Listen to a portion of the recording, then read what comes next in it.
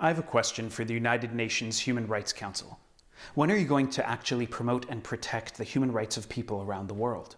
On October 12, a gay 25-year-old Palestinian man, Ahmad Abu Murkiye, was decapitated in the West Bank city of Hebron.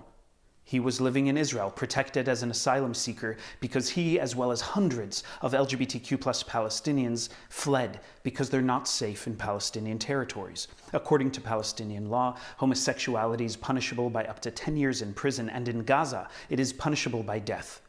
LGBTQ people are targeted in Palestinian territories. Clearly, the UNHRC does not promote and protect the human rights of the Palestinian LGBTQ+ community. Women's rights in Gaza are restrictive and going backwards. A Hamas-run Islamic court in Gaza has ruled that women require the permission of a male guardian merely to travel.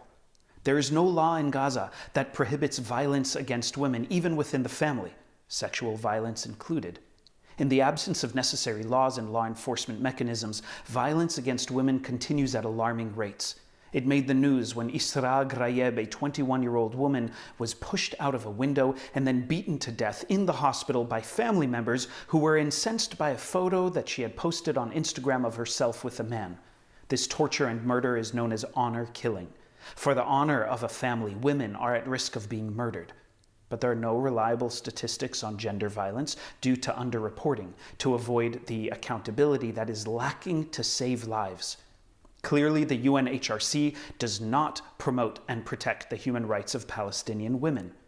As an LGBTQ+ activist and advocate, I speak out and take action to help save, rescue, and support LGBTQ people in need internationally.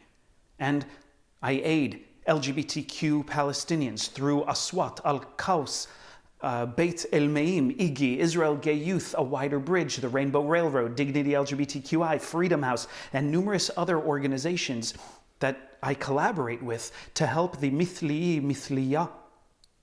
Statistics show that more than 85% of Palestinian LGBTQ people are closeted for their own safety and fear of being targeted within their own communities. Instead of protecting the rights of women, lesbian, gay, bisexual, trans, and queer people, the UNHRC obsesses on Israel, the haven for many of these abused.